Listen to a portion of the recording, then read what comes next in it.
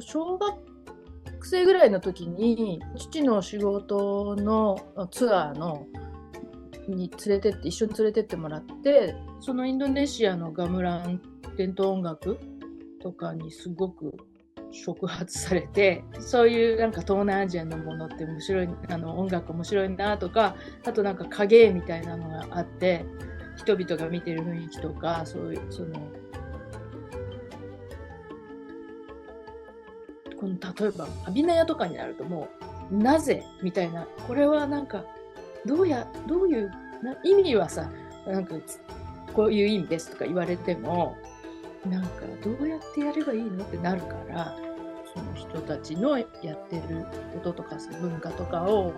見たいっていうか触れたいっていうのがあって、それ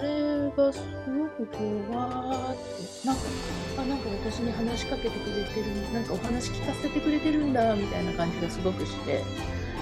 ういうことできるようになりたいなってそう思ったんですね。その時はなんかものすごい奥地みたいな雰囲気感じで、やっとたどり着いたっていう感じのなんかこう掘ったて小屋みたいなところでそういうものを見て圧倒されたんですけど、いや最初はやっぱり何もかもがすごく異文化だったからカルチャーショックっていうのはあったんだけど、なんかとにかくいろんな教えてもらうことを吸収したいみたいな思いがすごい強かったから、なんで環境も含めてそこにこうなんか自分をなじませていくっていうのが面白かったんだよね。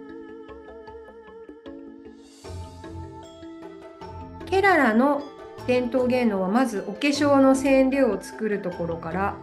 始めますが、魔女がなんか作ってるみたいな感じで見えますけど、これをつけることで特別なこう存在になるわけだけど、毎日もう50人とか100人とかでやる打楽器アンサンブルを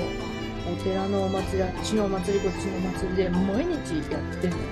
本当にケーララだと打楽器